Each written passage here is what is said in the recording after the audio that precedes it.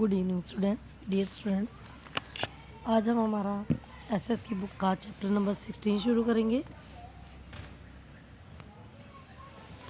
Chapter number 16 है यातायात के साधन। हमारे देश में यातायात के कौन कौन से प्रमुख साधन हैं वो हम इस चैप्टर में पढ़ेंगे। तो सबसे पहले यातायात के साधन। भारत उत्तर में कश्मीर से, दक्षिण में कन्याकुमारी तक तथा पश्चिम में गुजरात से पूर्व में अरुणाचल प्रदेश तक फैला हुआ है। यातायात के साधन ऐसे विशाल देश के लिए बहुत महत्वपूर्ण है। यातायात के साधन का अर्थ है लोगों का सामान एक स्थान से दूसरे स्थान पर ले जाना।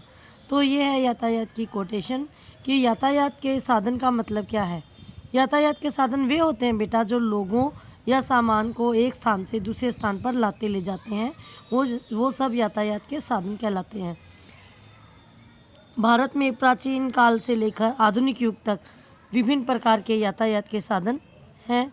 यातायात के प्रकार, यातायात जो है मुख्य रूप से 4 प्रकार के हैं हमारे देश में। सड़क यातायात, रेल यातायात, जल यातायात और वायु यातायात या वायु मार्ग द्वारा हम लोग यात्रा कर सकते हैं। हम सड़क द्वारा, रेल द्वारा, रेल द्वारा या जल द्वारा और वायु मार्ग द्वारा यात्रा कर सकते हैं।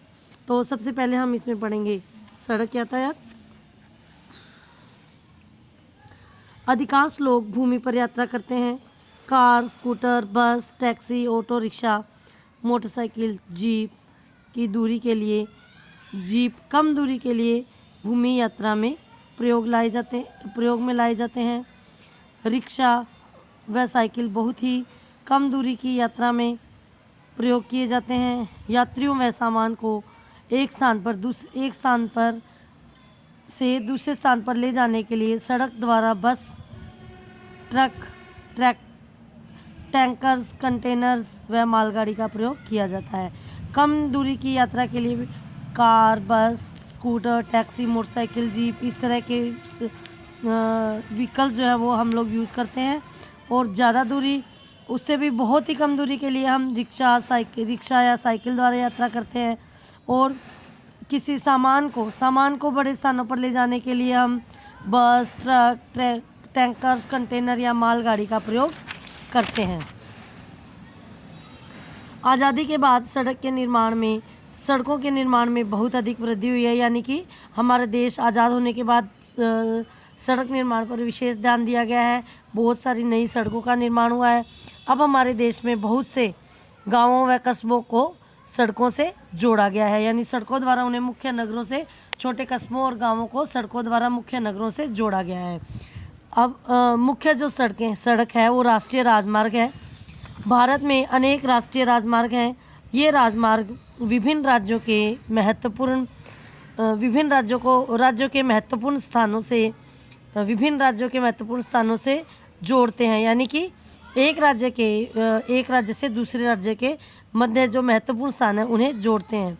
राष्ट्रीय राजमार्ग नंबर 1 नई दिल्ली को पंजाब के अटारी गांव से जोड़ता है। संसार की सबसे ऊंची सड़क जो है वो जम्मू कश्मीर के लद्दाख क्षेत्र में, यानी भारत में ही है। संसार की सबसे ऊंची सड़क लद्दाख में खरदुंगला नामक जगह पर है, जिसकी ऊंचाई 18,380 फीट है। उसके बाद है यातायात के साधनों के लिए हम सड़क द्वारा पशुओं का प्रयोग भी करते हैं, जैसे घोड़े, हाथी, गधे व छोटे घोड़े यातायात के लिए प्रयोग किए जाते हैं। ये सब भी सड़कों पर ही चलते हैं। रेगिस्तानी इलाकों में ऊंट द्वारा सामान व लोगों को एक स्थान से दूसरे स्थान पर लाया व ले जाया जाता है। ऊंट को रेगिस्तान का जहाज भी कहा जाता है, क्योंकि यह रेत पर बहुत आसानी से चल सकता है। तो ये तो था बेटा हमारा सड़क यातायात। नेक्स्ट जो यातायात का साधन है वो है रेल यातायात। भारतीय रेल विश्व में दूसरी सबसे बड़ी रेल प्रणाली के रूप में स्थापित है। 13,313 से अधिक रेलगाड़ियां लगभग 18,000 किलोमीटर की यात्रा पूरे देश में रोज़ तय करती हैं।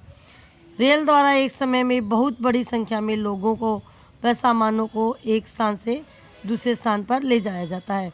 यानी कि रेलगाड़ियां जो है वो एक ही रेलगाड़ी में, बस में तो 50 से 70 तक लोग बैठ सकते हैं अधिक से अधिक, लेकिन रेलगाड़ी में सैकड़ों लोग बैठ सकते हैं और उन्हें एक ही समय में लंबी दूरी तक ले जाया जा सकता है। बड़ी इस तरह इसलिए कहते हैं कि रेलगाड़ी द्वारा ज़्यादा संख्या में लोग और सामान जो एक स्थान से दूसरे स्थान पर ले जाए जा सकते हैं। रेल को हमारे देश की जीवन रेखा भी कहा जाता है, क्योंकि रेल द्वारा जो है भारत के सभी मुख्य नगर और कस्बे जो हैं वो रेल द्वारा जुड़े हुए हैं।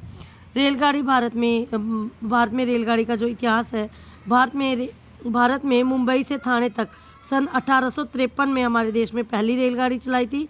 ये मुंबई से लेकर ठाणे जो है रेलवे स्टेशन, वहाँ उन दोनों स्टेशन के बीच में चली थी।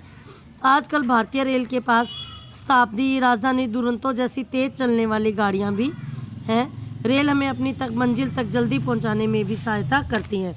इसके अलावा मेट्रो रेल भी चलती है। मेट्रो रेल कोलकाता व दिल्ली जैसे शहरों में मेट्रो रेल प्रणाली चलती है। आजकल इस और भी शहरों में, जयपुर यानी कि बड़े शहरों में मेट्रो रेल जो है वो चल चुकी है। मेट्रो रेल में रेलगाड़ी या तो भूमि से ऊपर उठे हुए रेल मार्ग या भूमिगत रेल मार्ग पर चलती है। ये रेलगाड़ियाँ निकट दूरी के लिए होती हैं, यानी कि अधिक दूरी के लिए नहीं होती। ये बड़े शहरों में एक जगह से दूसरी जगह पर जाने के लिए होती हैं और इसलिए होती हैं ताकि ट्रैफिक को जो है वो कम किया जा सके। भारत में 3 प्रकार के रेलवे पथ हैं: बड़ी लाइन, मीटर गेज और छोटी लाइन। पहाड़ी क्षेत्रों में छोटी लाइन चलती है।